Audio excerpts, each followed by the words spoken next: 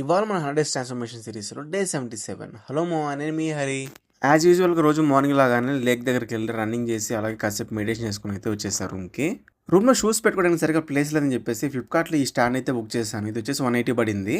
మొత్తం సెట్ అంతా 3 పార్ట్స్గా వస్తుంది. మనం ఈజీగా సెట్ చేసుకోవచ్చు. నేనైతే 3 లేయర్స్ బుక్ చేసుకున్నాను. మనకు కావాలంటే 4 లేయర్స్ కూడా ఉంది ఆప్షన్లో. ఇంక మొత్తానికి అవుట్పుట్ అయితే ఇది సింపుల్గా బాగుంది. ఇంక ఈవినింగ్ ఆకలేస్తుందని చెప్పి బయటికి వెళ్ళి ఏదైనా తిందాం అనిపిస్తూ ఉంది. ఈ మిడిల్ ఈస్ట్లో రోజు చూస్తూనే ఉంటాను, జనాలు ఫుల్గా ఉంటారు, రేట్ ఎక్కువ ఉంటుంది అని చెప్పి పోయిందే లేదు ఇప్పుడు దాకా.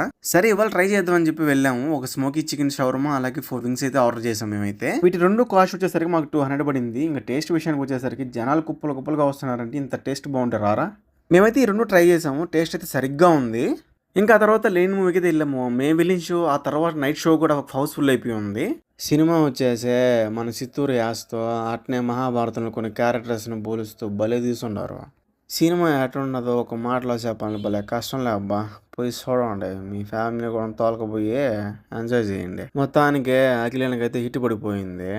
ఇంకో మాట ఏంటంటే, మీరు ఎవరైనా సినిమా కానీ చూసుంటే ఈ సినిమా చరణానికి కనబడి ఉంటే ఎట్టా ఉండేదో ఒకసారి కామెంట్లో చెప్పండి, చూద్దాము. ఇంకేం మరి ఉండేదే, పోయొస్తా. మరి ఈలోపు వీడియో నచ్చితే లైక్ చేసి కొన్ని ఫాలో చేసి పెట్టుకో.